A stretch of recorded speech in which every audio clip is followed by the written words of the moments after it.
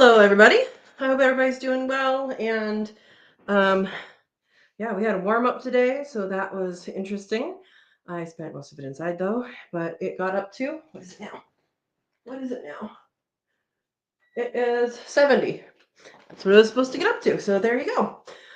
Um, yeah, welcome. I have a topic, unless someone else comes up with a different topic, and we're going to be talking about jars for canning, storage, etc. So start thinking about those questions. I'm trying to let you guys know ahead of time the topic, and I don't know if you guys like that. If you guys like surprise topics, let me know. Either way is good, or maybe a mixture of both, and we'll go from there. So, um, I was just outside and bred risotto and Percy, so they should be ready to go soon. Rigatoni got bred a couple days ago. I think it was Saturday. I have to look. But I think it was Saturday. And so we're going to have more baby bunnies. I did not process today. I was exhausted. So don't know what's going on, if I'm starting to get sick or if I just have too much going on. But I was like, not today. So hopefully tomorrow, because then after that we have rain for a while. I did get the processing stuff set up, so that is ready to go. I have stored filtered water, which is a thing when I soak them in, or when I have them in ice water. Um, I want them to be, uh, you know, filtered water because some of that water is likely to get into the meat. Anyway, let's go up and say hi to everybody. See how everybody's doing. All right, Verna's here. Verna is Bay's place. She is in blue with a little wrench, and she is my moderator, catches all the bad guys. Steve's also here with a little wrench, and he is my other moderator.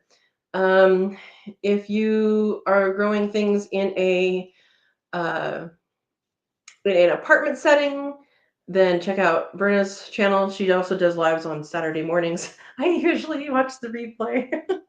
It's early, Berna. So that is what's going on with there. And Dawn says, hello. First like. All right. Welcome, Dawn. And let's see. Need food. Verna, I know. I actually have a peanut butter and jelly sandwich not fully made. Why? Because I didn't have time to close the bread. How silly is that? So at some point here, I will be snacking, and I hope that's okay with people, with my glass of milk. Yeah, sometimes it's peanut butter and jelly sandwich time. All right. And Steve says, good evening. And Steve, I will do my homework right after this. I was going to before, but then stuff happened. All right. Steve says, I just had food, pork chop, and candied sweet potatoes. Candied sweet potatoes? I don't even know what that would be. I'm picturing candied ginger, and I can't imagine that would be the same thing. How do you candy a sweet potato? Is it like shredded or cut up, or I don't know. Tell me more.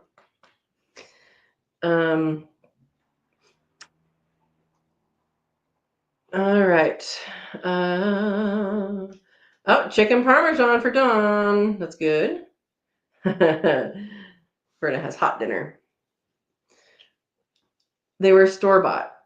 Oh, they were store-bought already candied? Okay. Interesting. Jacob's here. Hello, all. Wait, welcome, Jacob. Welcome. Tasteless? What's tasteless? Sweet potatoes? Okay. That's why we candied them. Sweetness overload. Okay. Interesting. I've never heard of that. But then again, I never heard of fried pickles or boiled peanuts until I went to Utah and worked with someone from Mississippi. So not a fan of the boiled peanuts, but fried pickles, dill pickles, those are good. All right. Good sound, good lighting. Good. Anybody who's new and wants to know, that, not the duck, the light, that is not the light, that is the sun. I have captured the sun. That is one of the solar tubes that I had put in, and it's really nice because it brightens up everything. I really should have gotten one for this room, just for like on kind of gloomy days. You don't get the light from that direction. You get the light from the big windows, but not from this direction. But the library, the study, am I calling it the study?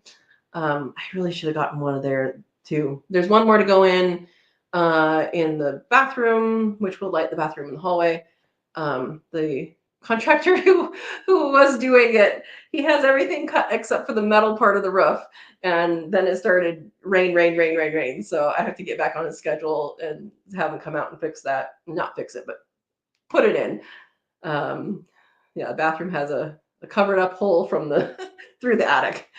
And I probably should ask him if he would do another one if I got one, and have him do it in the study, because guys, my house isn't fancy. I just get to name my rooms what I want. um, that one really does. It would benefit for more light. It has one window. Yeah. Thank you. PJ's here. Hello. Okay, we have PJ and Jacob, and I don't know who else is on here for Katrina's Kits. Katrina's Kits is the Cook With Me Live. Let me get that link.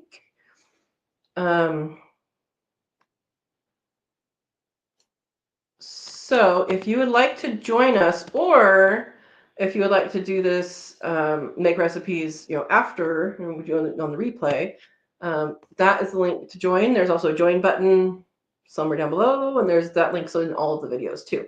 But we need to figure out what we're doing for April.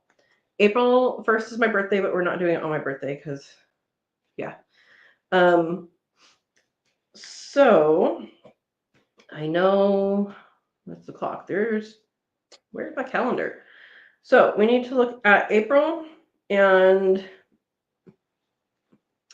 I would be okay with the weekend of the 12th and 13th, or the 26th and 27th. One of those weekends. I think I'm clear on Saturday and Sunday, but it's going to be a one day one.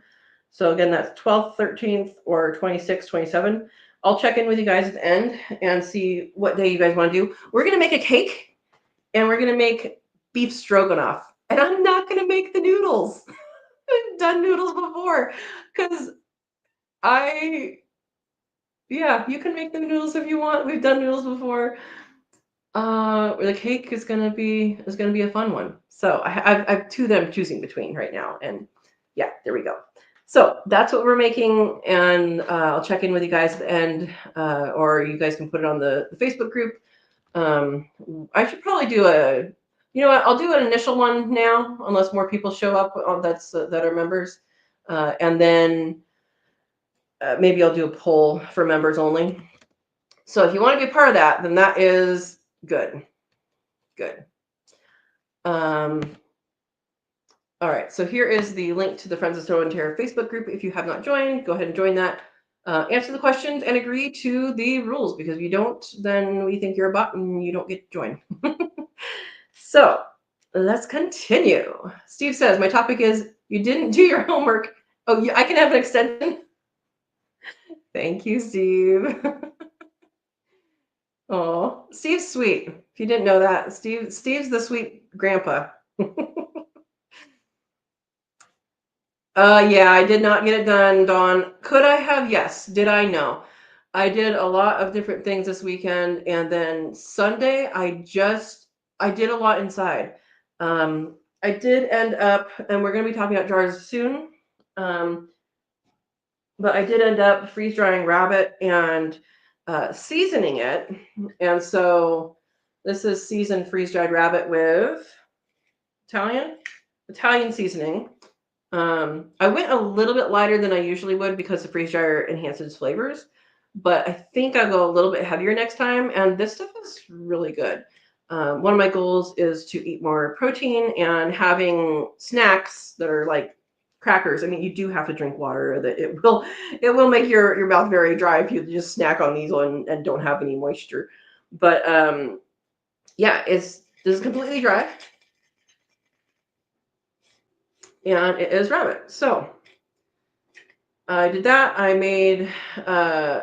I prepped garbanzo beans to go into the freeze dryer. In fact, I was going to put it in, but then I didn't have enough time, so I had to stop the freeze dryer from its prep, and I will do that after the live. So I did cook garbanzo beans in the. I made bone broth from the rabbit, and then I did 5 rabbits, and then cook the garbanzo beans in that. Garbanzo bean and chickpeas, the same thing. And that the main purpose was going to be hummus, and then I realized that that's a lot. I made the whole pot, and so I decided, you know what, I will blend that up and make chickpea powder, which will have the nutrients of the rabbit bone broth in it. And that can be used for a multitude of things. It can be used for hummus, but then it can also be used as just a flour. So once it comes out of the freeze dryer, I will pulse it through the blender again, and it will be flour.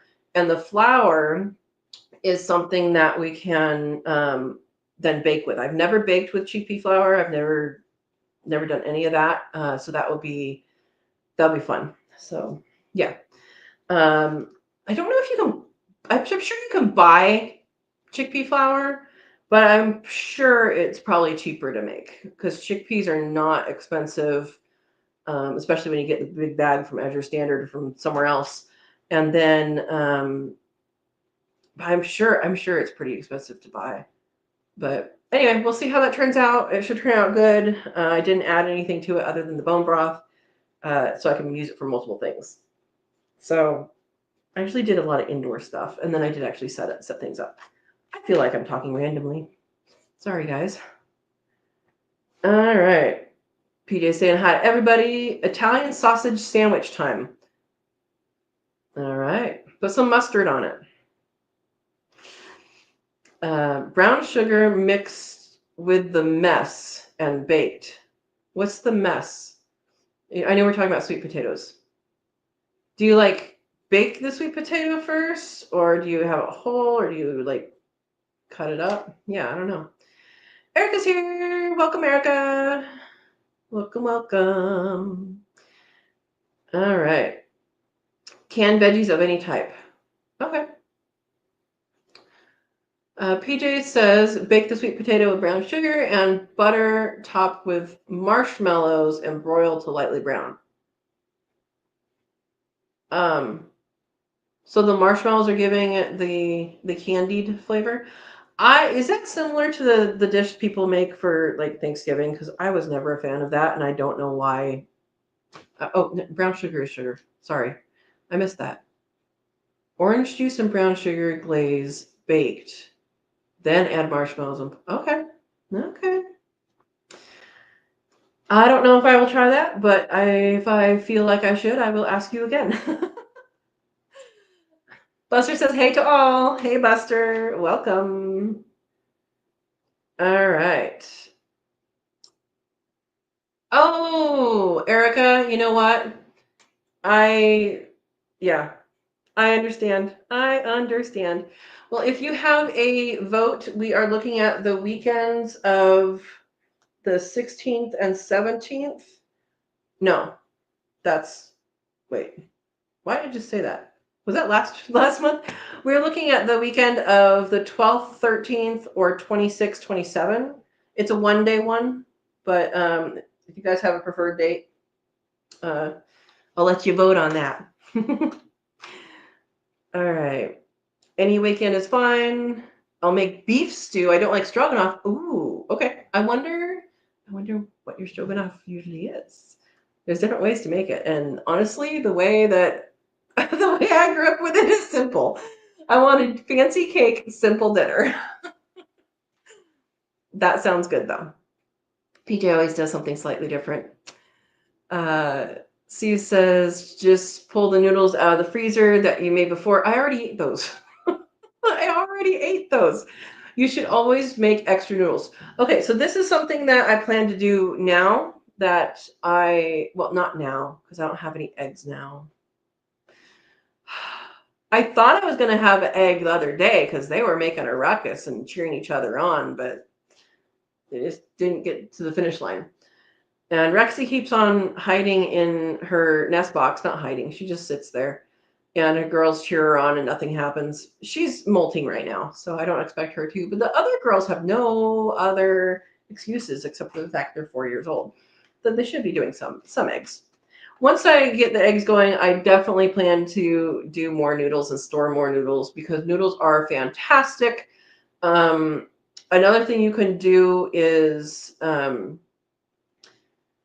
if you dry. So I used to help my old neighbor make cupolettis, which is a stuffed pasta in the shape of a nun's hat. I don't know if that was her interpretation or if that's the interpretation of the noodle type, but they and it's stuffed and with I think meat and yeah, I think it was slightly seasoned ground beef and ground pork, and then you cook it all with some vegetables in a chicken broth. So you have three animals. Um, Yeah, but what she did was really, really a good idea. She had a bedroom that she didn't heat, covered up the heater and she would lay out on the bed. You guys remember those like picnic not picnic blanket, was it? Tablecloth? The ones that are like plasticky but have some oomph to them. I don't even know if they make them anymore because plastic doesn't have oomph anymore. Well, she laid that out on the spare bed, and then we would cover the whole bed with cupoletti. And so I think that that's the way to do it is to just spread it out, let it dry for a few days, and then collect it up and package it up. So, yeah. All right.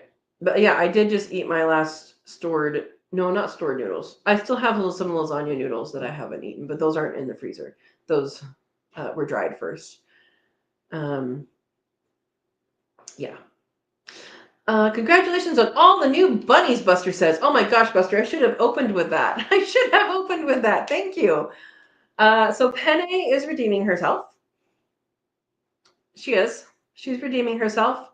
Penne is the one I keep talking about. She was born with a half a back foot. I kept her because her mom died, and I was with her mom when she died. I think she had a stroke. And she had 2 females. That was her small litter. That was it. And that's how risotto and penne became breeders. They were not going to be breeders. They're going to be kept for meat. So penne is a little bit spicy. I think I figured it out. I think she doesn't see well. Because she rushes up to things. And I really think that's what's going on, and I don't know exactly how I would test that, but yeah. So that is the background. The other part of the background is she's only really had 5 or 6 babies at a time, and that's on the low side for meat rabbits. It's okay. Like 6 is okay. 6, 7, 8. That's kind of the okay range. But she's always had like little amount, and I think she heard that I was talking about retiring her, and she popped out 12 babies. 12 babies, more than double what her last litter was. So yeah, I'm gonna put a link here in case you guys missed it. I gotta find it. I went live because I went live. I did not shareable link. I did not count them before I went live, but this is Penne and 12 babies, which are called kits. In case you missed it, it's in the live chat playlist. It's also on here. So there you go. Thank you. And then a couple days later, Miss Ravioli had 10 babies, which is her maximum that she's had. So 22 new babies in the space of a couple days. So that is good. I like that. So Penne might be staying around. She needs to work on her attitude a little. I kind of think it's a vision issue as well. I have to figure out how to work best with her. And you know what? I actually love the carrier method for breeding rabbits. I'll also find that link as a romance carriage. That's what I called it because YouTube. Yeah, I'll just leave it at that because YouTube needs you to name things certain ways. I really like this. I really like this way of doing it because it's, even though I know I can grab, scruff them and grab them and put them to my belly, and that's a very safe way to transport them. They feel secure. It's just so much easier to put them in a carrier and move them over to the other one. And if you have a door wide enough, there's no reason not to do that. So that's what I'm doing from now on. If you guys need a refresher on how to scruff, let me know and I can show you guys. But that's what I'm going to do from now on. All right.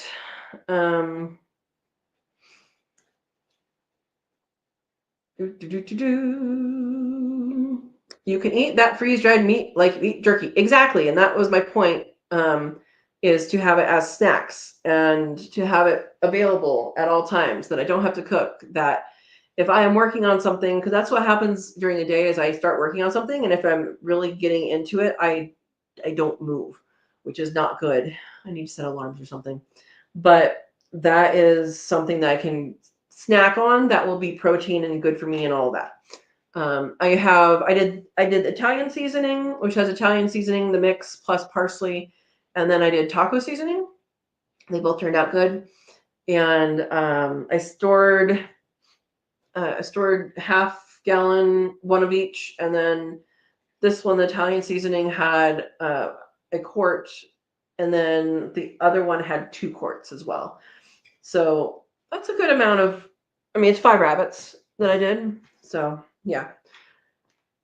5 rabbits fit on 4 trays. I kind of squished things, but it worked in my large freeze dryer, in case you were wondering. Beef stroganoff is always good, Jacob says. I would have to put a condition on it as long as it does not have onions. People can do that. I don't. But yeah, beef stroganoff's good. And I make, the poor man's beef stroganoff.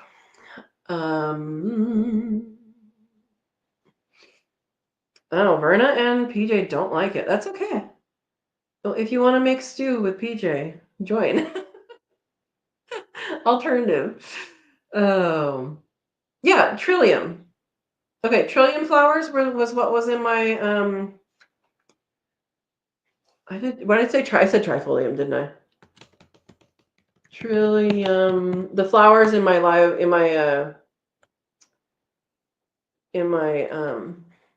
weekend review from today. They're not native, are they? I don't think they're native. Oh, about trilliums. Forest Service. Okay. I guess there probably are some native ones. All right, I will leave that page up for later. All right. Dawn says, Saturday, I worked weeding the garden, cutting back 2 mulberry trees to 5 feet tall. Yay, you finally did it. Planted a really nice red raspberry bush that was multiplying in the bucket. Moved 1 apple tree, worked inside Sunday. Yeah, I actually received, yes, I ordered some berry bushes for the food forest. Food forest is not ready for berry bushes. Everything's going to get planted in the corner of the garden, very close together this year, and then moved probably in the fall. I'll probably wait till fall. unless I get things done earlier than expected. But that's just going to be what happens this year. Yes, I already acquired a whole bunch of stuff, and I will continue to do so because I'm obsessed. But yeah, I got raspberry. I have 3 different kinds of berry, like raspberry, blackberry type, caning berries. But my goal is, except for one that I bought, to have thornless berries in the food forest. I have enough blackberries like down in the pasture to keep me happy for the thorned variety. But as far as thornless goes, it's good to have a space to have those thornless berries. And then also, I already know from previous experience that if any of those drop fruit and make babies, those will likely have thorns. So keeping your originals and propagating your originals from that is the best idea. Thank you for telling me, PJ, the flower. Oh, okay. Your sweet potatoes just like the Thanksgiving candied yams. I think my mom, when she made them, I'm pretty sure she used candy yams, and maybe that's why I didn't like them. I don't know. If you're on here, let me know. She's probably not on here. She just got off airplane. All right. Orlando's here. Welcome, Orlando. Hello to everyone. Just start watching was making quail hutch. Awesome. Awesome, awesome. I will eventually have a video for the rabbit tractor that I made, and I need to make another one because I did not anticipate that I would have 2 mamas being so productive at the same time. By the time they're ready to go in there, the ones that are in there will be processed. So I'm not concerned about making more than that. But then I will have 2 4x8s and 1 2x8. So that is good. Awesome. Well, welcome. We are going to get into this topic of jars and containers and stuff like that soon, maybe. I'm just going through and saying hi to people. All right. Jacob says, I put 36 chicken eggs into lockdown today, so I should have a bunch of chicks running around this week. Awesome. Awesome, awesome. Oh, and Dawn's going to have some babies soon, too. Joy's here. Hello all from Western Oregon. I know Joy joined me for the penne baby explosion. That was quite the counting. Oh, I guess I should update you. Penne, in case you didn't watch today's video, which I know is long, but it has a lot of good stuff in it. Penne did lose 1 baby. So by lose, I mean I couldn't find it, which means she likely recycled the nutrients. And that is something animals do. So, but she still has 11 babies. The one that was scrawny and the second one that was scrawny and I wasn't sure it was going to make it, totally doing great now. So I think everybody's good to go now. So that's good. All right. The Rabbit Hotel. Steve, I don't have a separate one, but the dates happen at his place. All right. Okay, so I'm going to get into the topic.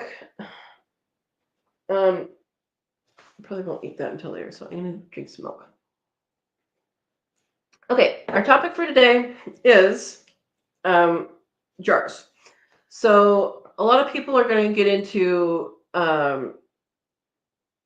canning this summer. We're starting to plant. I haven't actually started yet, but if you're starting to plant, it's a good idea to get your cookbooks out, get your canning books out, and see what you actually need to plant. So, like, I would love to make, there's a taco sauce that I make, and I actually still have some, I think I have a couple jars left, that has a lot of tomatoes, and I think, is it ancho? It's one of the chilies that you can get dried, but there's some other things in there, and I don't remember what they are. But if I can grow most of the ingredients for that, then that's good. Doing sauces specifically can take up a lot of ingredients.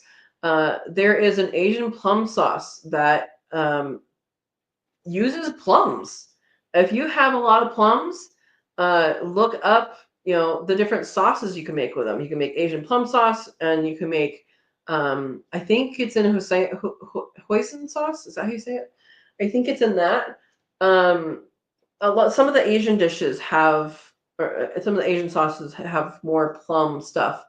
I don't have that this year, but it is super, super good. So start thinking about the things that you want to preserve, the ways you want to preserve what you know you have, and then the recipes you want to make in order to plant what you should be planting. And so one of the things to think about is that once you have your seeds or your starts from the nursery, then you'll know what you're going to have. Once you know what you're going to have, start planning what you're going to do. A salsa garden. Yes, Joy. Yes, Joy. I support this. Getting all the tools you need for preserving whatever you're preserving is important. Now, if you have a freeze dryer, you have a freeze dryer, oxygen absorbers, mylar bags, jars, all of that stuff. I actually did not put an oxygen absorber in these because I expect to eat them within a reasonably quick amount of time, like not tomorrow, maybe not a week, but it's gonna be fine. And I have used my vacuum sealer method, which I will show. I'm going to show that shortly after we talk about this, because I really want to eat my peanut butter and jelly sandwich because I'm starving right now. But that will show you how to do it pretty in depth. Not in depth, but it's pretty good. It's pretty obvious. But this is an option for short term. If I lived in a super, super, super humid climate, I might put a desiccant pack in here. I might even do the oxygen absorber again. But I'm going through this right now thinking it's not going to take long to go through these. If I go through it in a month or something like that, then I think I'm not going to put any protections in there. It is vacuum sealed shut. So I'm holding on to the lid only, and that is vacuum sealed shut. This is on as a precaution just in case it loses the seal. And then honestly, so I don't have to look for a ring. If I open this and need to close it right away and go do something, then I don't have to look for a ring to make it tight on there. And that will be good enough. So that is the freeze dryer. If you have a freeze dryer, you should already have the mylar bags and the oxygen absorbers. I am going to be starting to use glass jars for the temporary, like not long-term storage, just because it's reusable and it works really good. And then if you are canning, you need to know if you're water bath canning or pressure canning. And those are two things. I have an intro to canning playlist, and I recommend if you're new to canning to go through that. Even if you're not new, it might be helpful. Let's see if I can find my playlists. And so water bath, all you need is a stock pot. Maybe put a washcloth in the bottom so the jars don't hit the bottom and break. If you want to get a canner, water bath canner, then that is also a good idea. I went for years without having one, and it worked fine. Nothing wrong with it. I'm looking for the canning one. I have a lot of playlists, guys. I never remember that I have this many. Okay, shareable link. So this is the canning intro to canning playlist. Basically, what I'm going to say right now is if it's fruit or pickles, or water, you can actually can water, so you have sterilized water in case of emergencies. Go ahead and do that. If you're new to canning, and you're scared of it, can water. I mean, you're not going to waste any supplies or any foods in case you do it wrong, which you probably won't do. But having canned water is actually, I don't have any right now, but it would be a good thing because then you don't have to actually sterilize water before using it because it's already sterile. So anyway, water bath canner, I would get the tongs for sure. You guys you'll look up the kit, get the kit, get the funnel. The kit is not expensive, and so you should be able to use that. Now, if you are totally limited on funds, you can use other things. And I did that for years. And I felt ridiculous when I finally got the kit and I realized I should have had this all along. Oh, Steve, you are on the ball. Thank you.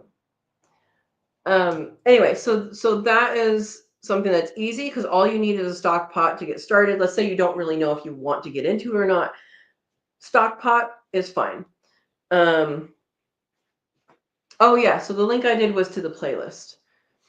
Oh, we have competition between Steve and Verna. I like it. All right, let's go up. I saw a couple comments. Dawn says, I have what I am planting and canning all figured out. Awesome. We'll be dehydrating, canning, and vacuum sealing. Awesome. So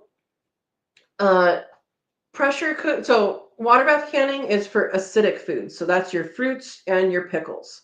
You can do zucchini and make it into pineapple. That's something a lot of people don't know about. I still haven't done a video on it, but you can make it into pineapple. You get pineapple juice, sugar, lemon juice, and zucchini. I think that's all it is. And that is enough to acidify your vegetable to be able to water bath can it. Now, if you're doing other vegetables, if you're doing meats, broth, I believe mushrooms, soups, stews, that kind of stuff, that is all pressure canning. And that is because it has low acid. So take a look at those. Maybe look through the playlist and decide that. And then the other one is dehydrating. So dehydrating, like Dawn was talking about, is a really, really great thing. I have dehydrating videos on here. I haven't done it in a while. You can dehydrate so many things. Anything you could. I don't want to say that. You can dehydrate a lot of things. Now, the difference between dehydrating and freeze drying is freeze drying takes out all of the liquid, and you can preserve it for like 30 years with the same nutrients as what went in there, basically. Dehydrating dehydrates. It takes out water. It does not take out 100% of the water. It can be stored for a reasonable amount of time, but you're not going to have the same amount of nutrients because of the amount of heat that's applied, the amount of degradation of the nutrients. Now that happens in cooking too. So I have here a couple different things that I have. Oh, that one's not sealed. That I dehydrated, and here are some. You guys see what that is? Carnations. Carnations are edible. They taste like they smell. So if they smell a little bit spicy, those are the best ones, in my opinion, because they taste a little spicy. Not a lot spicy, just a little. And then these are a little dusty. Those are little tiny violas. So these were full-size violas, and now they're a little tiny. So you can eat these. You can make a tea out of them. Put them on cakes. Oh, it smells good. Have them for potpourri, but that was a regular sized viola when I put it in. And you can do all sorts of other things. You can do herbs. If you have a freeze dryer, do the herbs in the freeze dryer. Oh my gosh, it's so much better. Fresh basil, all of that. All right, so dehydrating, you can do a lot of things.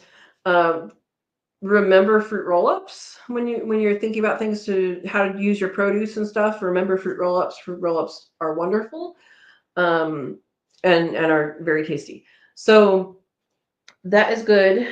Um, some things don't dehydrate well, like if it's super oily, stuff like that. You could make jerky on the dehydrator. You can do that in the oven. You can do it over fire, uh, that kind of stuff. But okay, now let's talk about the jars. Let me scroll down and see if anybody says anything.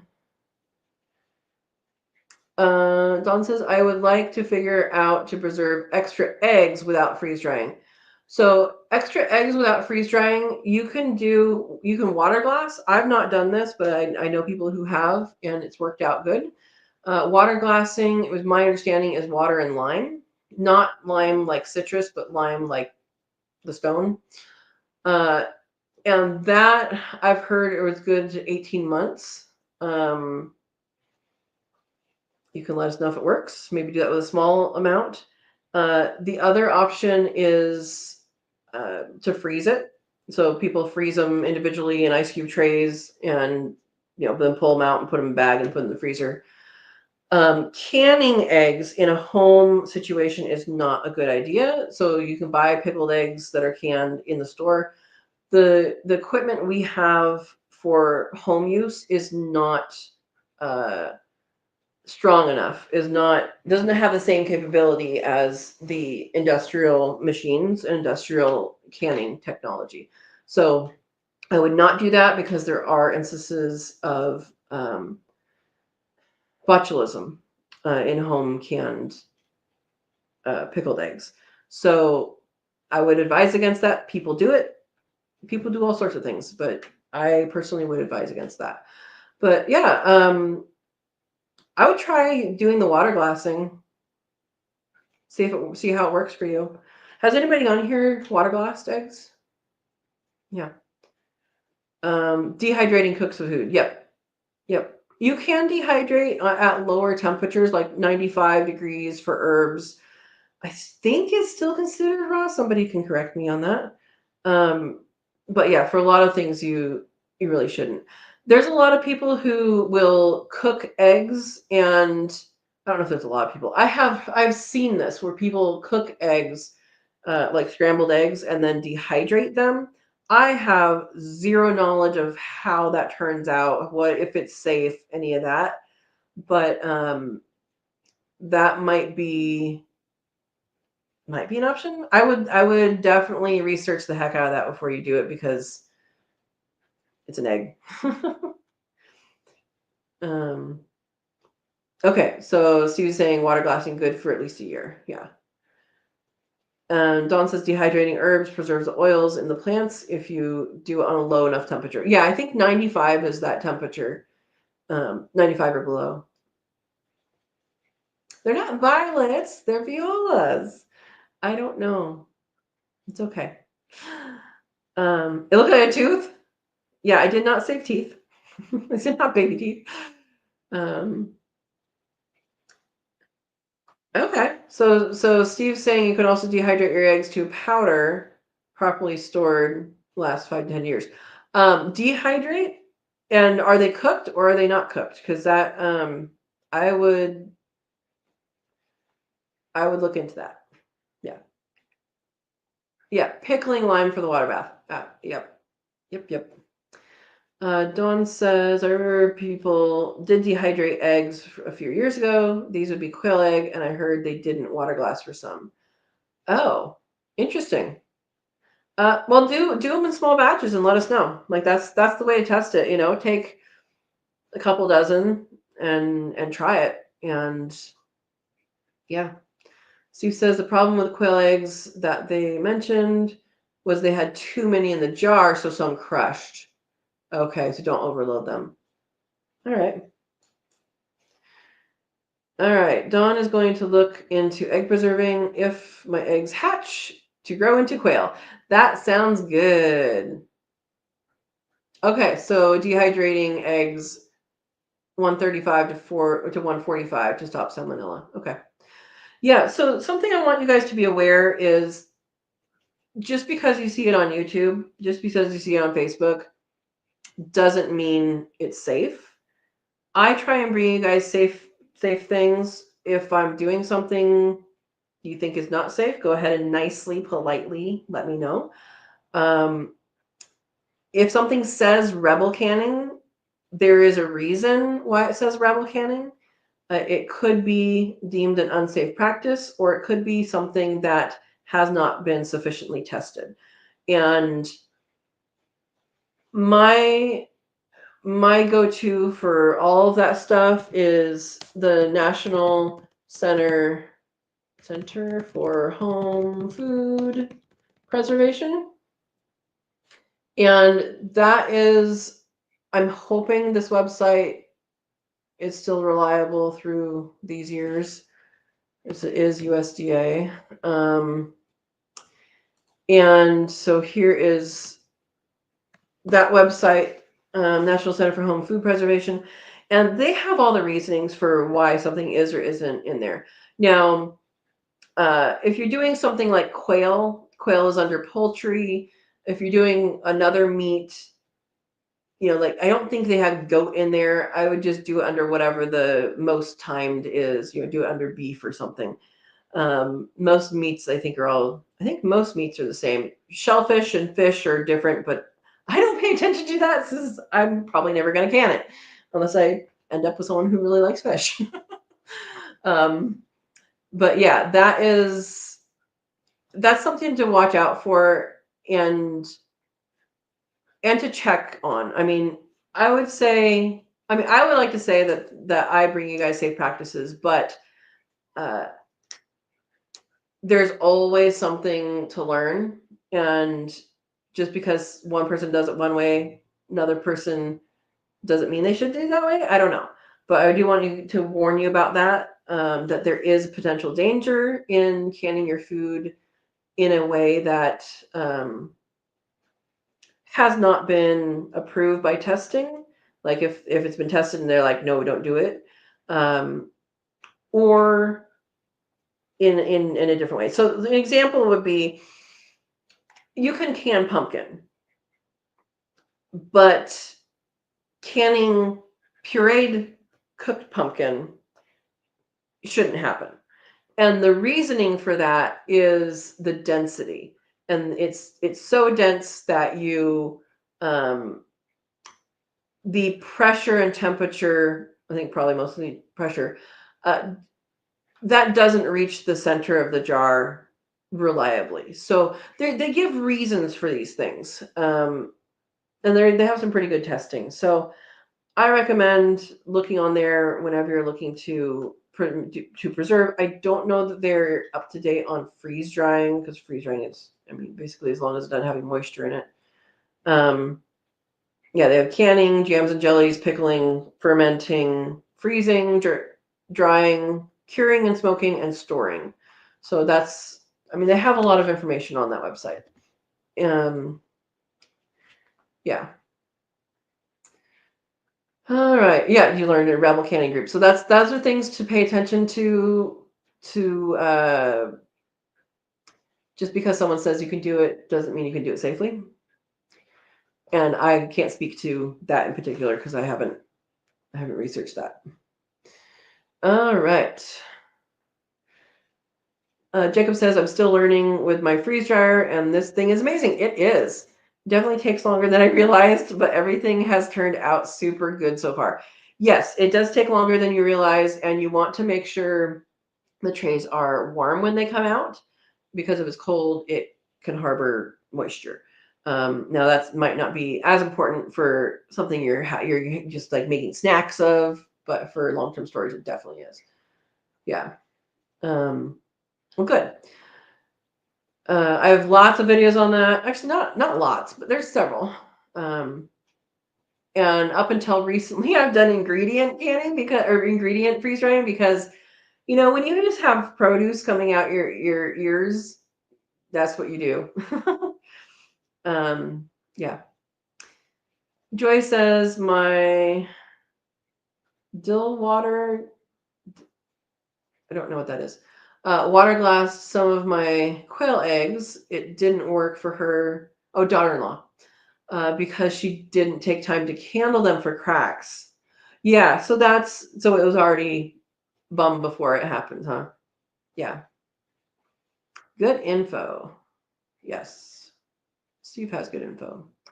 Jacob says I'm going to freeze dry some quail eggs once I get more saved up for the lean season when the girls take a break. Yep, and I did that before I came here, so I do have eggs in powder form, raw eggs in powder form, and I did do them separate, chicken and quail, in the freeze dryer, but I messed up the trays when I got them out, so I didn't remember which was which. Whatever. Yeah, but that's a good idea to do, and just make sure they're fully scrambled when you put them in. Don says, I learned to can. Oh, I got that. Yep, exactly what Verna just said. What would you do rabbit under? Rabbit is actually in there. Rabbit is poultry. So for everything, rabbit is poultry, which must be how the Easter Bunny got made. Just saying. If you're selling poultry, at least in California, and I think in Oregon, and likely many other states, it counts as a poultry. So like I can sell, I think it's like $999 or something like that from my poultry processed from my property, and rabbits count as poultry. Yeah. All right. And you can can them, pressure can them. You can pressure can them as with the bone, without the bone, raw pack, or you can hot pack it and par cook it. And that actually, if you want a better product, do the par cooking. If you want a faster product, do the raw pack. They are both good, but the texture is a little better on the par cooking, the hot pack. Okay.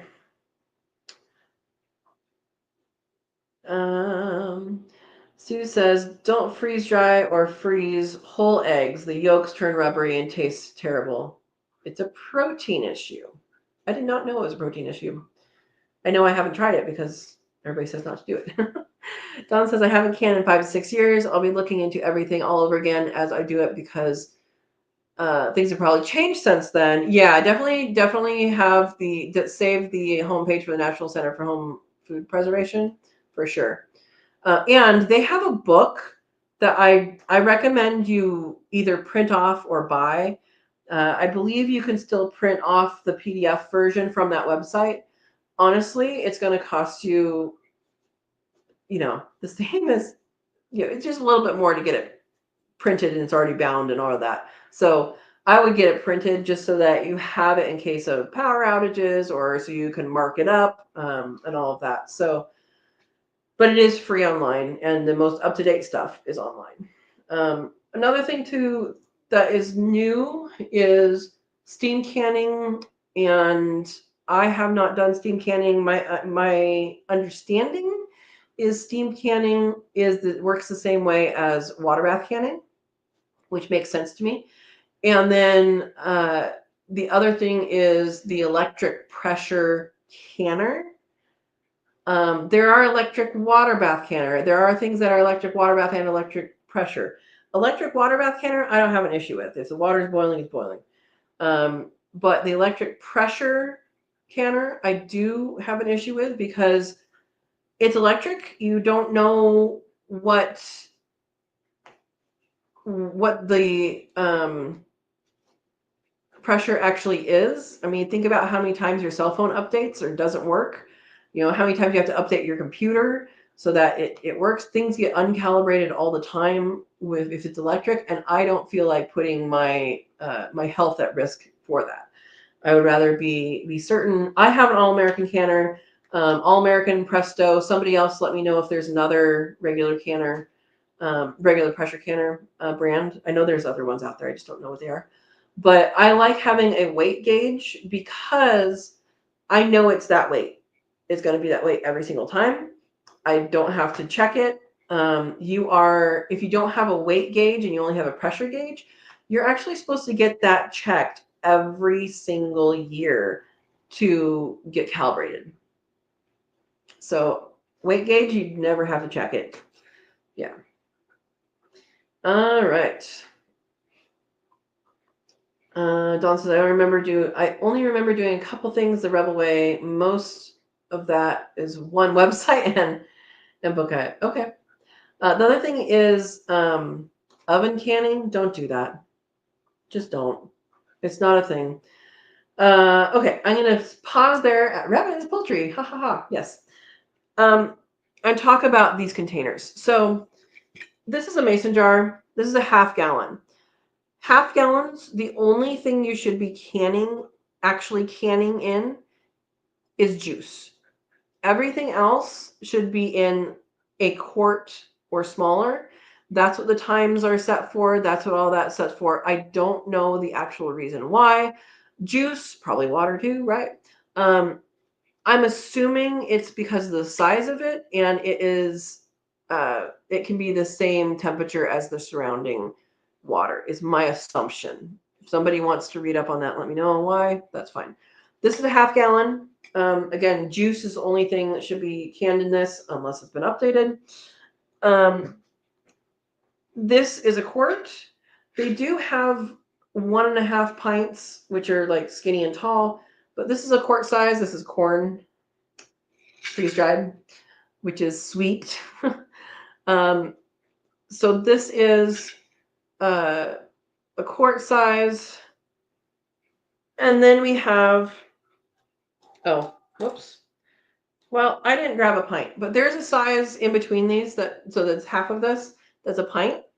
And then this is a half pint, and this is half of that. So when you're looking on the websites or when you're looking on the National Center for Home Food Preservation, you're gonna see the numbers are going to be for this size and pint size. Okay, well, anyway, you guys know what half of this looks like. Anything in between that size, so pint and a half, you do at the quart size. If it says a pint and you have this or this, you do it at the pint size instructions. So you can have smaller things like this size is really good for gifts. Like I've done jellies and pear butter I've done in this size to use as gifts. And that makes it really good. These again are really good for gift size. I got both kitty cats out on the front porch. Gift size jams or whatever. So that's kind of the reason to use this, unless you have like something you don't use a whole lot or you want to use all of. You're like, oh, my recipe for blah blah blah blah takes this much of whatever you're gonna put in it. Maybe a sauce or something. That would be a reason to use the small ones. I use the quart size the most. You also have the choice between this one is a wide mouth. This one is a regular mouth. And you're going to have those choices in a lot of the sizes. And it really doesn't matter unless you have something large to put in it. Go with the wide mouth.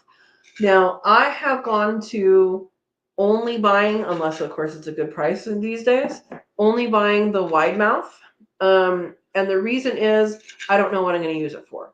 So, they're reusable, all that. And so like this has some pretty big pieces in there. And the wide mouth is just better to get it in there. But let's talk about the jars themselves. So we've got the sizes. You've got what you need to can it under. There are instructions for half gallons for juice, for canning. And the rest of this these are mason jars. Mason, sometimes they have mason written on them. This brand is Kerr. This one is, I don't know what this one is. Ball. It says Ball.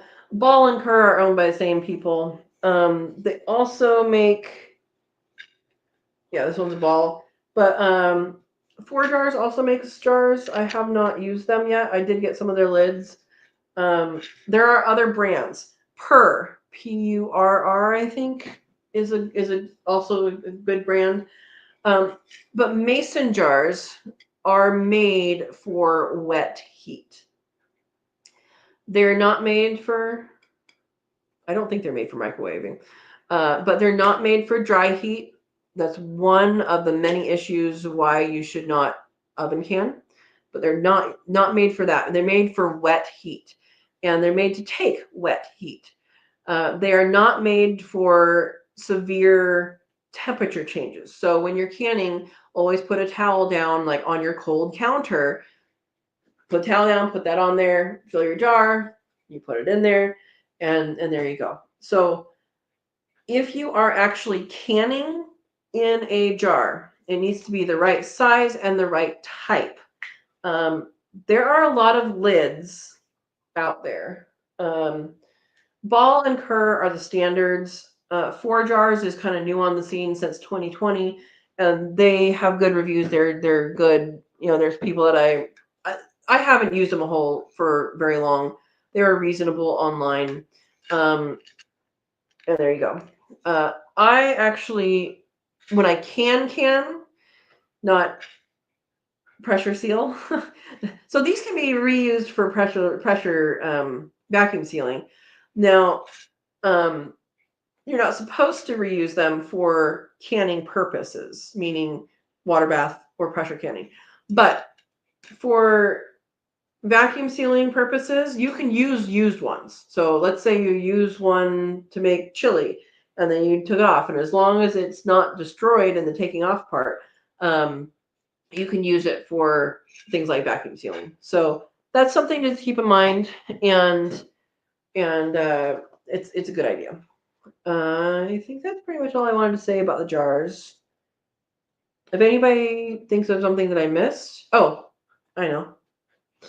The ring is a tool. It's not supposed to stay on there for this type of thing. It's fine. It's dry. If there's a false seal, then it doesn't matter. But if it's something that you have canned, went through the canning process, water bath or pressure, you want to store this with the band off. Okay. And the reason is if you keep that band on here, and this seal breaks, it might stick on there and look like a false seal.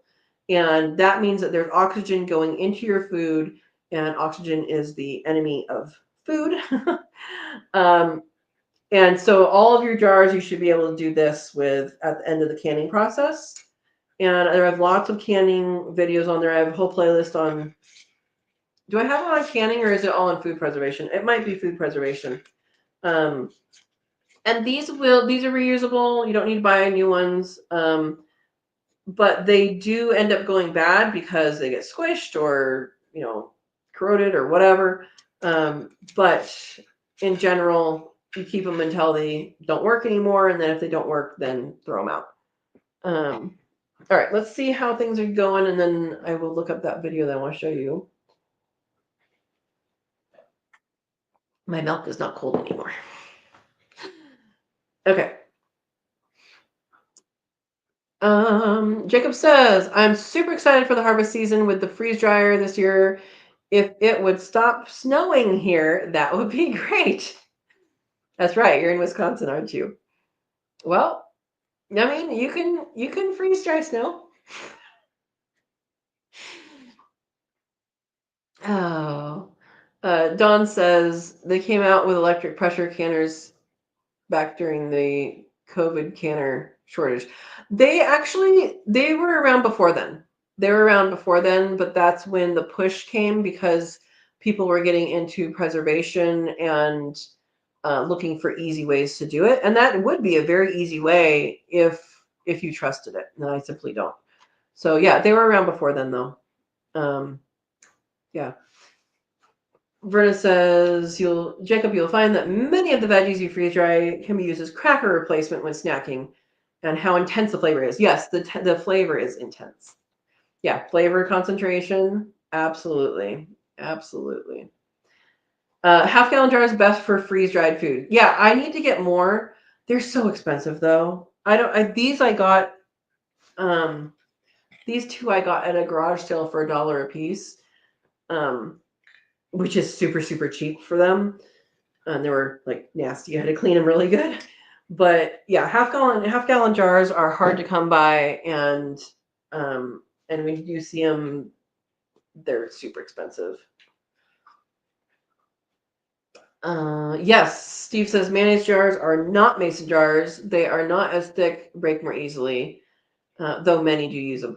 Yeah, so that's a good point too. So there are, like you have your pasta jar, you have your mayonnaise jar, you have your whatever, and those were sealed appropriately with, at least for the spaghetti, it should be pressure and heat and all of that, but they are done in a different way, and people use it and they seal, and then it works, but honestly, I would use that as a last resort and try not to get to that point, and use those jars for your dry goods.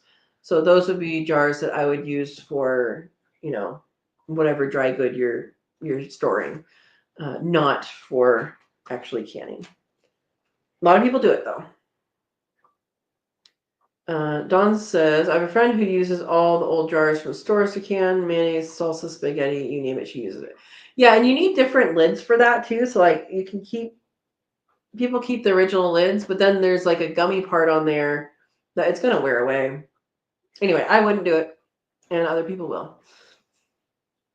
Dawn says, in my climate, we were told we should keep the rings off because they can rust with humidity too.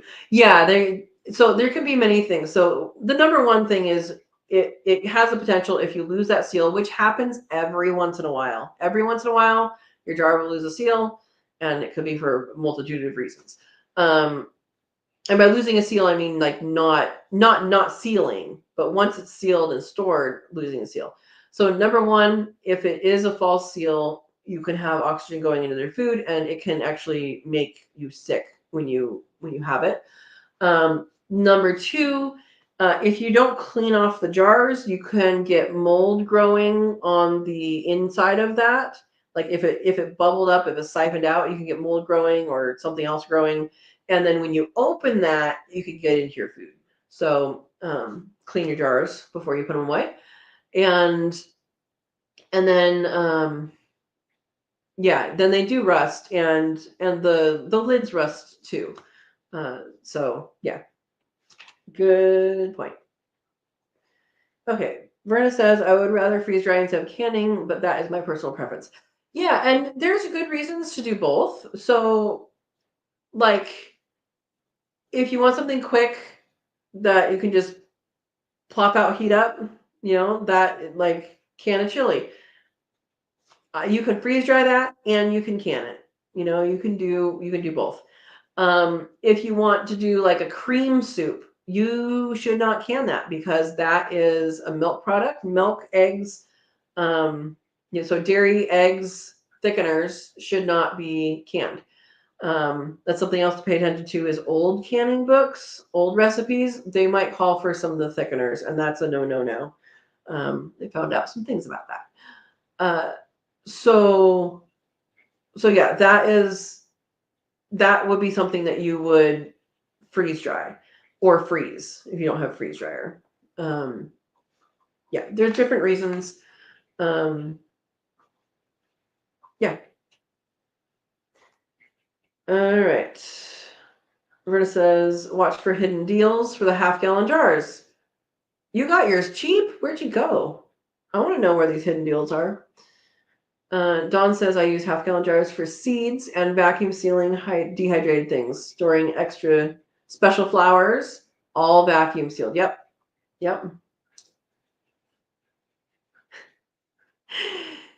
Steve says, Verna is pro freeze dryer like Katrina is anti-electric canner. Yep. These are things, meaning very vocal. Yes, yes. I just want people to be safe, and I think sometimes people don't think through. You make decision, whatever decision you want to make, right?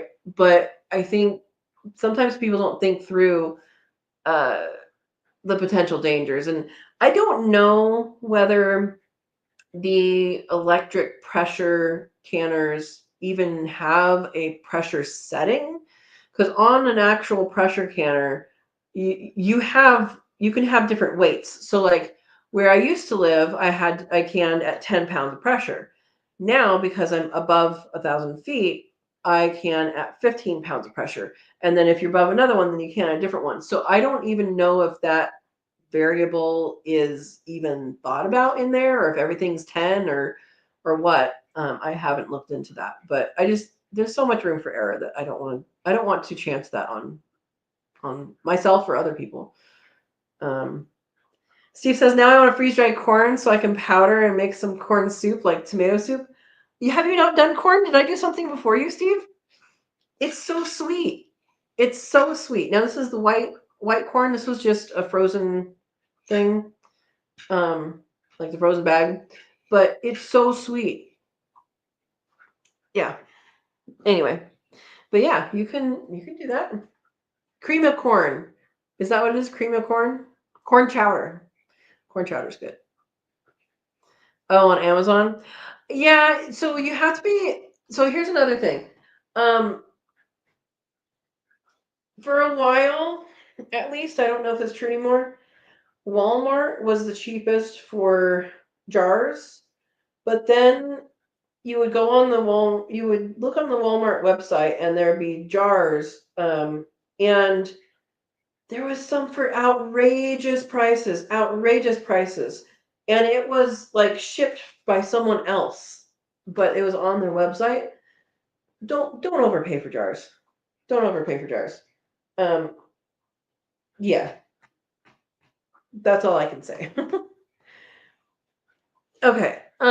I want to show you guys how and I could show you in person, but I have a video and I have a sandwich I want to try. Dry. I think it's dry goods. Show all. Oh, no. Videos. Dry goods. There it is. Storing dry goods in jars. Okay. I did not get this going. I'll just play the intro. Is that okay with you guys? Hopefully. And we want to make that big. Hang on. Hang on, guys. Hang on.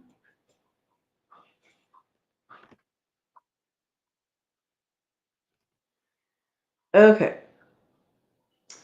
Oh, yeah. The other thing was Walmart. The Walmart ones I got, and they were like online, and they had cracked ones in there. So they don't, yeah, it's not good.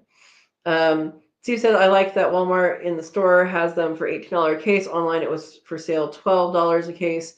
And when I ordered some, it delivered by the local store with other items in the store bags. What? What? Okay. That did not happen to me. Okay.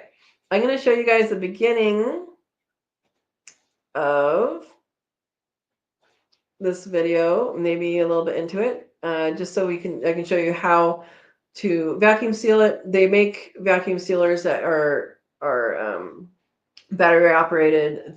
You can also attach this attachment I'm going to show you to your vacuum sealer if you have a food saver or something. But there you go. Katrina, and this is Sow and Tare. And today we're going to talk about storing your dry goods. So I store things like leaves that I've dried from many different things. Right here I have some chocolate mint that I dried.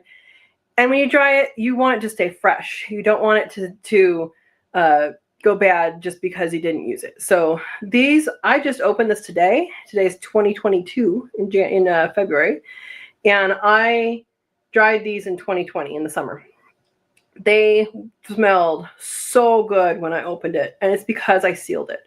So you can seal it in a couple different ways, but the Food Saver is, there you go. Food Saver is something that I suggest you getting, at least this attachment. You don't have to get the unit. You can get just this part, and that goes over regular mouth. You need a different one for wide mouth. And then this is a brake bleeder. Yes, for automobiles, right? And I put a little hose on it, and I mean, it came with all the attachments. So this is how I do mine. I do now have a Food Saver. I didn't used to, and I could use that, but quite frankly, it sits in a box until it's used, and this is easier to grab. So let me show you how it's used. So whether you're just storing this for the first time, or if you're storing it again, this is what you need to do to store this. So first, you want to look on the underside of your lid and remove any of the debris around the gasket part. Now, this is a case where you can reuse your ball metal lids. It's not dangerous. If it pops open, you're not going to get, botulism or anything. So you can reuse, like, let's say you water bath something or you pressure can something. As long as this gummy part is still good, it will seal. And it will seal good enough for dry goods. So you want to make sure that's clean. Make sure this is clean. And set that on there. So the ring you're not going to need. You don't have to have it at all. I just have it on there in case it pops open, because it doesn't matter if there's a false seal for dry goods. All right. Next, you want to make sure this is the hole that you're going to put the brake bleeder in, or for your Food Saver, that's where the hose goes. And then you want to make sure that this is in all the way. I've had issues where like it wasn't working, and it was like kinked out like that. And so you want to make sure it's in all the way. So next, you put this directly down. If you kind of go like that, you might get the lid off of where it's supposed to be. So that's not good. But push it all the way down, and then I got to go higher. All right, I had to go higher. So push this all the way down so you know it's on the jar, and then put this into the hole. For this, I hold it because it's just gonna be better. Let's see. So the way this works is by squeezing it. So I hold onto here, just make sure it doesn't come out of the hole, and you just pump it, and you can see that this dial is going up, and you want to get it to at least above 10 pounds of pressure, but at least to 15 is good. That's up here. I don't know if you can read the dial up here. And the more stuff that you have in the jar, the faster this is going to go, because the least air it has. What this is doing, what vacuum sealing is it's taking the air out of the jar. And once all the air is out of the jar, then it's going to make a seal. So if you have a jar that's mostly empty, this is going to take you forever. But this is a really good way to store your goods and keep them fresh and inexpensive. And I don't know if you might even have a brake bleeder already. But all right, I want to show this. Oh, say hi to Lucy, Verna. Okay, so I wanted to share this.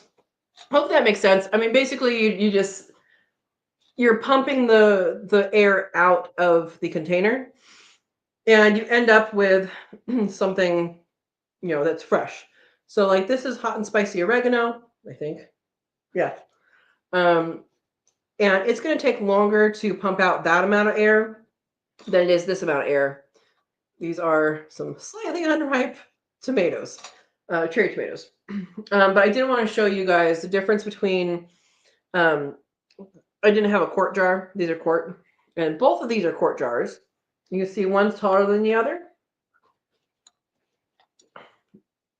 The regular lid is taller and narrower, and the wide mouth is wider and shorter. So if you're going to mix and match these and you're going to stack, especially in your pressure canner, pay attention to what you're putting in, because your rack, when you put it in, might be like this if you don't do that. So pint jars. Did I say quarts? I'm sorry. So these are pint jars, and again, let's compare that with here's a wide mouth and a wide mouth, and there is your pint and your quart. Pint is 2 cups, quart is 4 cups. And here's the regular lid one, but it's half. So I just wanted to bring those out to show you guys those ones because I missed that. And yeah, this is how you can keep. Apparently, that one needs to be resealed. You can keep them really fresh, and smells so good. Yeah, you can see this one. This ring. It's called a ring or a band. That has some rusting on it, but it's fine. It still works. It's doing its job. Now, if it gets too bad, then you might recycle that, reuse it for something else. But that was the pints, and so I did want to show you guys that. Thank you for watching that while I ate. I was so hungry.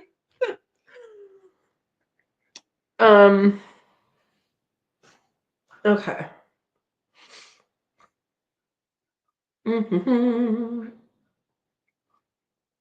Dawn says I have the food saver vacuum sealer. Awesome. Jacob says I get all my half-gallon mason jars at Walmart. They are by far the cheapest around me. I should probably actually go into the Walmart here. I haven't been in yet. Not here. The town over. 35, 40 minutes away is where the Walmart is. Yeah. Yes, and Steve, good point. Always make sure you get both the regular and wide mouth attachments. You never know when you need one or the other. Yeah, absolutely.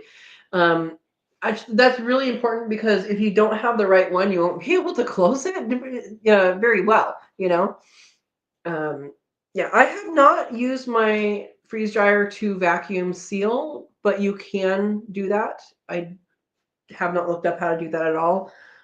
Steve, have you looked up how to do that? Have you done that?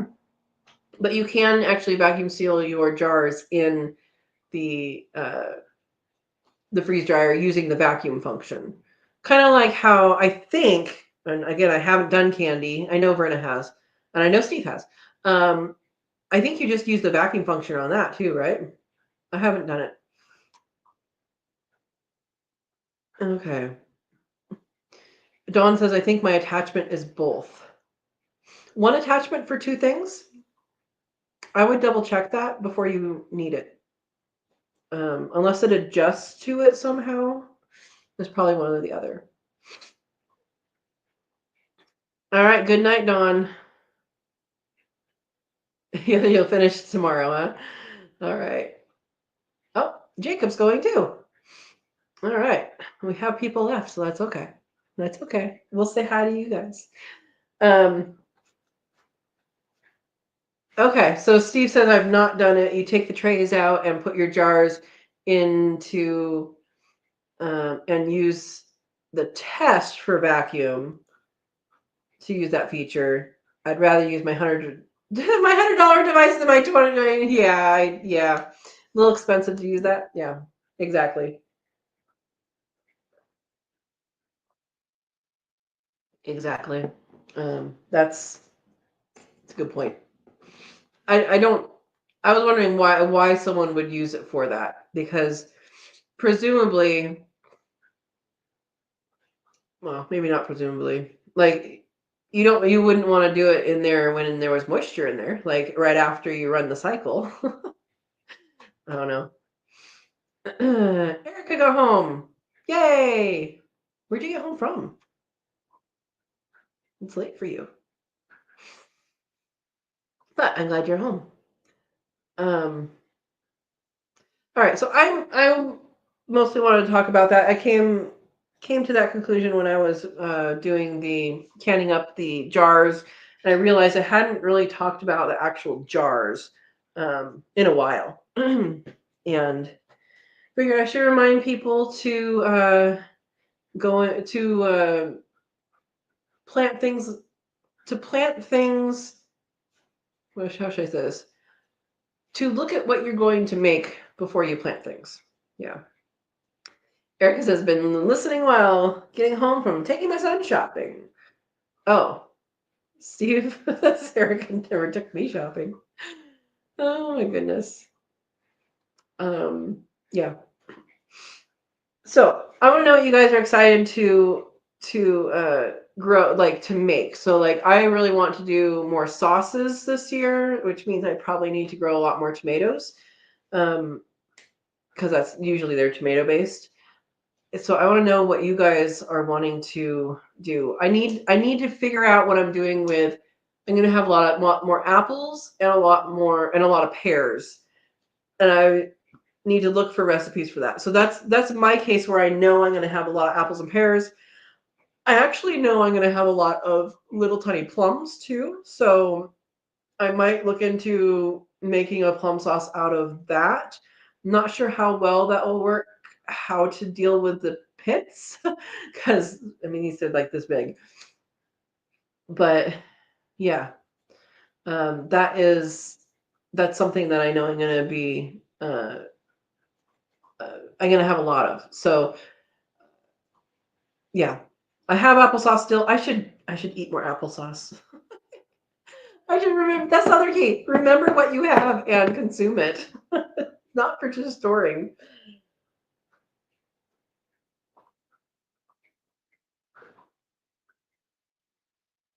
Yeah. No. um.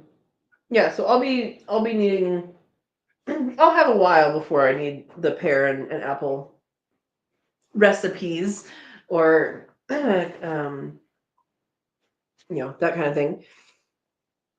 But I definitely need to look up some stuff before that season, because I mean applesauce, apple juice, apple cider. What else do you want to make? um, yeah, the apple juice is really easy to make and it's really good. It's really good. I mean, yeah, it's good stuff. Um, what else? I don't know. What are you guys wanting to do? Are you guys wanting to make different things? I want to do the things I want to make is I want to make more sauces. That'll be tomato sauce and tomato based sauces, but also other kind of flavor sauce type stuff. Like maybe some salsa too. And then I also want to make a lot of pineapple zucchini. And yeah, that's gonna be basically what I want to can. You know, you can freeze dry sauce too, but I think that as you just pour it out or put out a spoonful or whatever, I think that would work better. So that would be a reason to can over freeze dry. But that is the kind of thing I want to do. And Steve says, I messed up. My offspring is kind of scared to eat stuff I would can. Didn't teach them right at an early age. Oh no. And Erica says, my offspring know how to can. I don't have any, so there we go. Yeah. Um, is it just weird? Like, can you start with like jellies and jams and stuff like that? So I do also have a goal of preserving more greens this year, and that will primarily be freeze drying, I think. Um, I need to. Okay, I got a bunch of raised bed mix at the store, the gold Gardner Bloom, and then I have rabbit manure and piles of native dirt.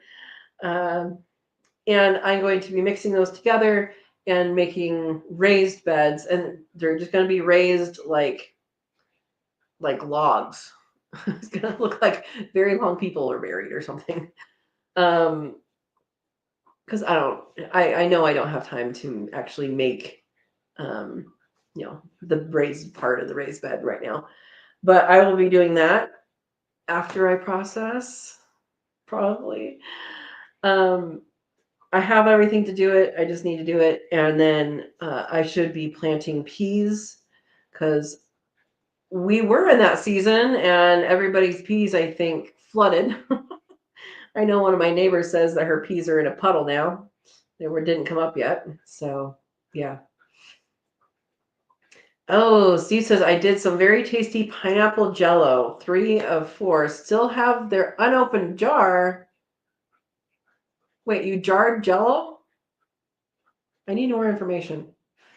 One said she was saving it to remember me after I die. Oh my gosh. I need more information about canning pineapple jello. What? Uh, or did you freeze dry pineapple jello? That sounds actually really good. Oh, jelly. Okay. I was wondering, Steve. I was like, wait a minute. Erica says, my daughter has an apple tree in her backyard. She hates apples, so she makes applesauce to sell and gives gifts. Yep. Yep. I know there is a farm around here that has a bunch of apples, and I know he does a bunch of apple stuff, so I don't know that I want to step too much on toes. But yeah, that's something I definitely am going to be looking into is the cottage food stuff in Oregon, and hopefully they're better than California. At some point, maybe, hopefully down the road, possibly, I would like to have a commercial kitchen that I can do some of these things in. And I think that will be a really, really good thing because then I could do, again, I don't know where freeze drying lies on the spectrum, but I know in California it was unsure enough that because it applied some heat that it would be commercial. I mean, you can control the heat. So, I mean, if it's 95 degrees, I mean, by that standard, anybody that makes tea and actually dries the tea in a dehydrator should not be selling it. So that's California. I have not yet looked into Oregon because I have not, it's not on the priority list yet, but I would love to have a little commercial kitchen, and I know exactly where it would go on the property. That's the other thing. Like, I know there's a flat spot, it would go there. And that would be the plan. Yeah. But that is probably not going to happen right away.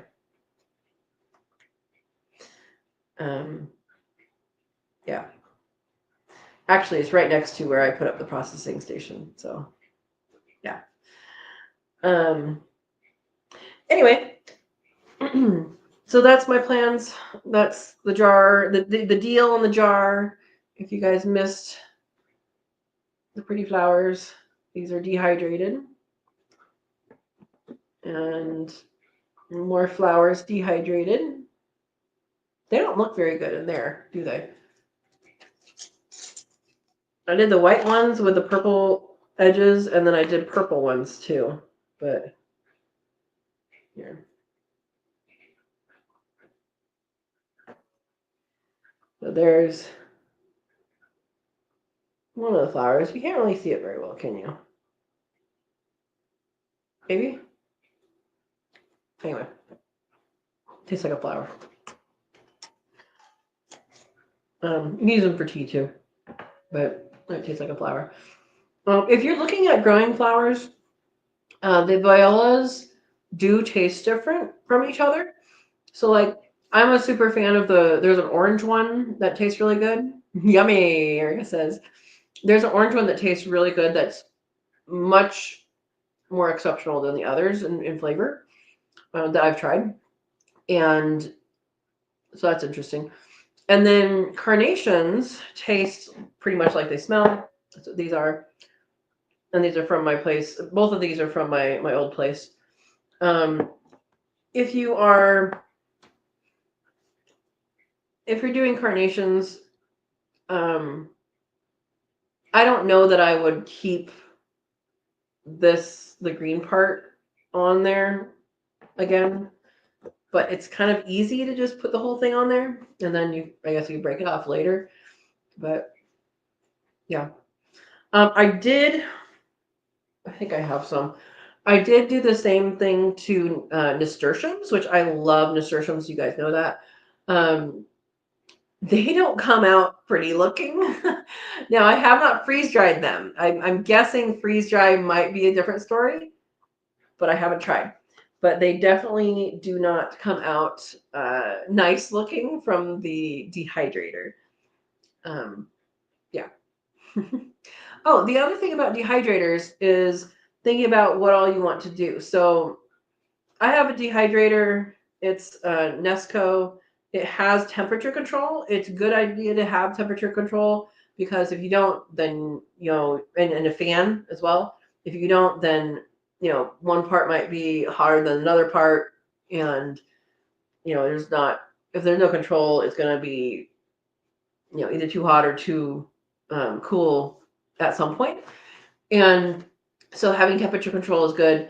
You can tack them to the ceiling if you wanted. But then you also have other dehydrators like the Excalibur, which I have absolutely zero experience with. But with that, you can take out the shelves and put in something and still have it go through that process. And I've heard a lot of people make yogurt in those. So that would be a potential with that. But you can't stack forever on them. So if you think you're going to use it every once in a while and also you're going to use the other stuff, then that would work. But I like the one that you can stack forever. Oh, Steve's being my research person. I appreciate it, Steve. In Oregon, you have to take a basic food handler's course for cottage food, and you can sell at events, farmers market, but not in restaurants. Oh, not in restaurants. Oh, I guess like cottage food. Okay. You can sell ingredients. I know you can sell ingredients. Like if I grow lettuce, I can sell lettuce or eggs or whatever. But yeah, I mean that makes sense. I used to have a food handler's license a long time ago from Deschutes County, Oregon. It's easy to pass, but it doesn't say like what you can do. Oregon has 3 laws. You have to see where the stuff falls. Oregon does have a cottage food law, a domestic kitchen law, and farm direct law. Oh, I didn't know about that. Interesting, because cottage food and domestic kitchen usually are the same thing. I wonder what the difference is. And farm direct. I will look into those at some point. I'm not going to look into them right now. But I super appreciate you looking into that stuff because it is something that can be very hard to find. At least it was for California, like what you can and can't do. Because like if you let's say I wanted to make backpacking meals and use the freeze dryer. What does that entail? Does that need a commercial kitchen? Probably. Does it need whatever these different things are? It probably needs the extra stuff, but I have not really looked into that yet. So I do appreciate it though. All right, so I think tomorrow's video, is going to be one of the rabbit videos. I did 3 of them. When I filmed 3 of them, I think I've done 1 that I put out when I was sitting up near the garden. And so I think I'm going to do that because I don't remember if it's already edited, but it'll be easy to edit, and I can go to bed early. I kind of forgot about the video for today until super late last night. And then I was like, wow, I have so much material. And I didn't even share all of it. But I think that's going to be the video. And guys, I am so excited that Mama Kitty is kind of letting me pet her now. Like, it's amazing. And I hope she continues on that path because I can tell that she wants to be pet, but she just doesn't want me to be the one to do it. She would really like it if Ringo could pet her. I think that's what she would really like. But she's not really scared of me anymore, but she is a little cautious, and it's just her personality. And then we're slowly making friends, so that works. Yeah. Wow, look at that. You guys saw that at the beginning? Look at that blue. So that's the solar tube.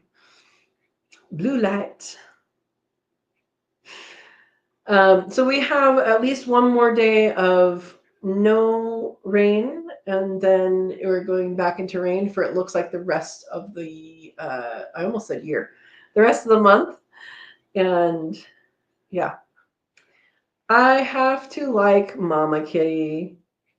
Oh, I have to like Mama Kitty. They are pregnant. Or that they're a little shy but kind of want attention. Yeah. Yep. She's a good huntress. She's a good mama. Um, she's definitely a good cuddler with Mr. Ringo now. I don't know if that's because he's neutered or if it's because she's has pregnancy hormones or if I just missed a lot of their cuddling before. But it's not until well, the day that I took Ringo inside is when she didn't have any more kittens. So it hasn't been that long that I've known her when she hasn't had kittens, because she had kittens the day I came here. So, and she didn't show them to me for 2 months. But yeah, it's interesting. I'm wondering how much of that was kind of started off our relationship of I have to protect my babies versus what it would be if she wasn't pregnant at the time or didn't have babies at the time. But yeah. If any of the Katrina's kits has a vote on the weekend that we are doing, and it can be either day, that we are doing the next Cook With Me Live. That is April the 12th or 13th, or the 26th or 27th. So we're going for one of those 2 weekends. And my birthday's on the 1st, so we're going to make a very fabulous cake. I'm choosing between 2 of them right now. And that's where the effort's going to go. And we're going to make a very easy beef stroganoff. Unless you are PJ and want to make something else, you will be making stew. Part of the fun of coming to the Cook With Me Lives is we always have some variation. Somebody's doing something, usually variation. PJ's like, oh, actually, I want to do it this way. When we did marshmallows, she did it with honey. Or was it honey? I think it was agave. Anyway, she did it with some other sugar other than the high fructose corn syrup. When we do these different things, people have different tastes, and they do add or subtract from their recipe as needed, and it's good. Verna says, I got my summertime heat today. Yummy. Is that spice guy that you usually get stuff from? What's his name? I don't remember his name. Yeah.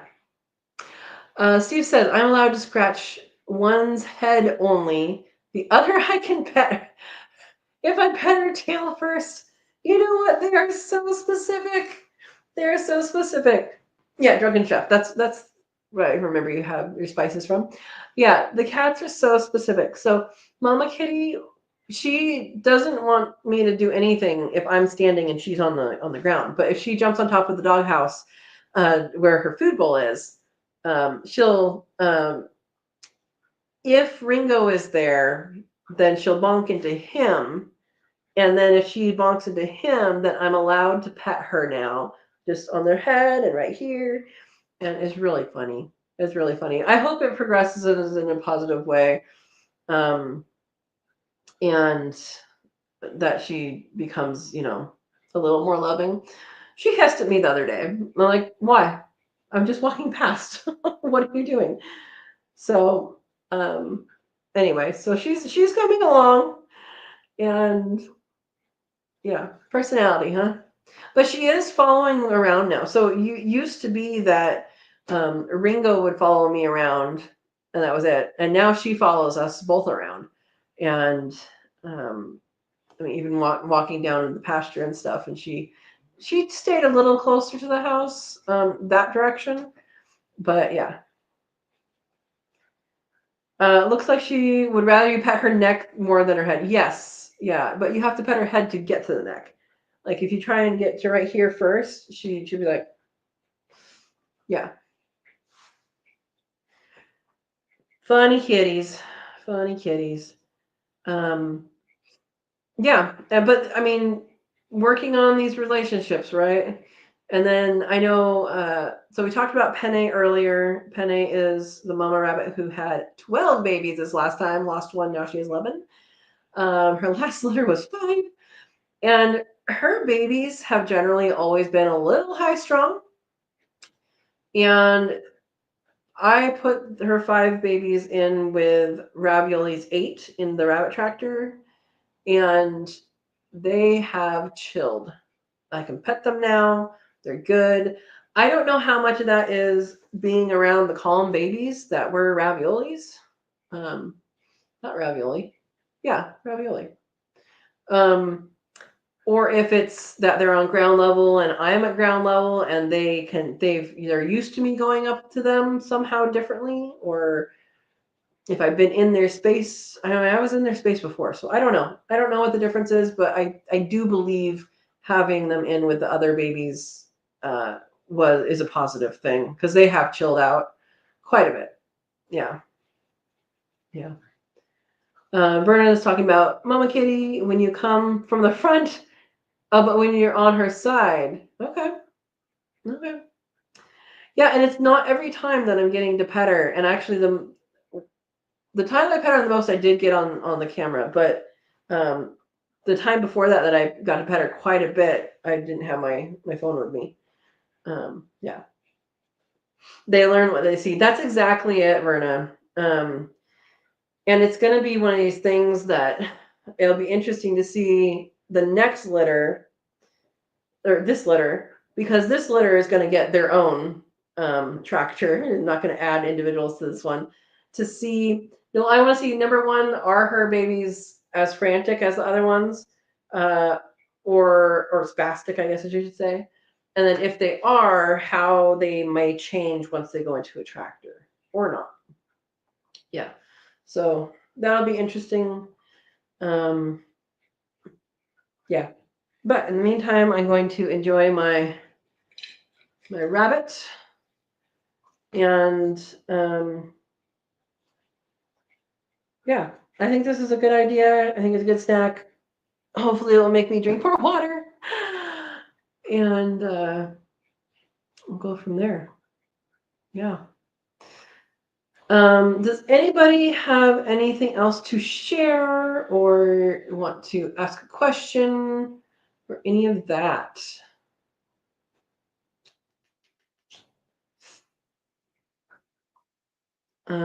Because we're coming down to it.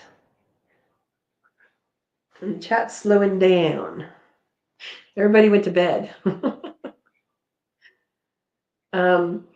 So for those that are Katrina's kits, I'm going to put a poll in, and only the people for Katrina's kits get to see it. So you got to join. I'll put the link in here again in case you want to join. Oops. And let's see. And this is for the Cook With Me Live, and yeah, join, and then you can be a part of that poll, so we know which day to do it. I'll set that up. I'll try and do it tonight. All right. Oh, sinus infection, Verna. Oh no. Well, get yourself some mint tea and breathe it in. Not the tea, the steam. We want you not to drown. Yeah. All righty. So supper and dessert with Katrina's kids. Exactly. Yeah. So last time we made, what did we make last time? Oh my gosh, what did we make last time? We made a cheesecake, but that wasn't last time, was it? Oh my gosh, I don't remember. Anyway, we made something last time and it was delicious. Oh, we made chicken parmesan. We made chicken parmesan, but I made it with rabbit, and we also made. What did we make? We made something else with it, and I don't remember what it is, and that's very sad. And I'm tired, but they always turn out good. So we did that, and then this time we're doing a dessert and a dinner.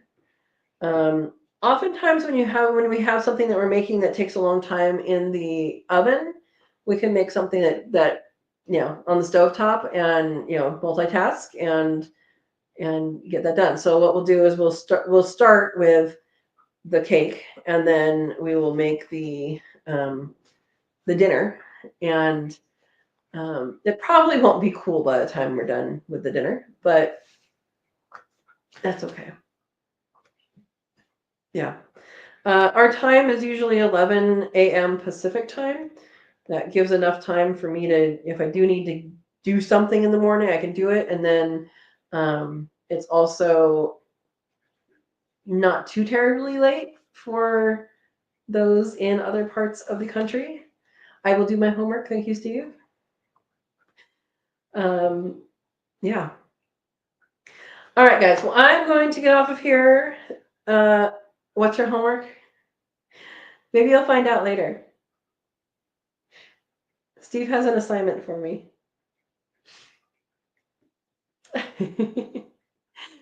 it's a small assignment. It's very well doable, I believe. All my kids went to sleep already. I know. Oh, Erica's here. Good night, Erica. Okay. Good night, everybody. I hope you enjoyed this, and let someone know we talked about canning jars and preserving today, because I did not announce the weekly review. And have a wonderful time. We are going to be back here Monday at 6 p.m. Pacific time.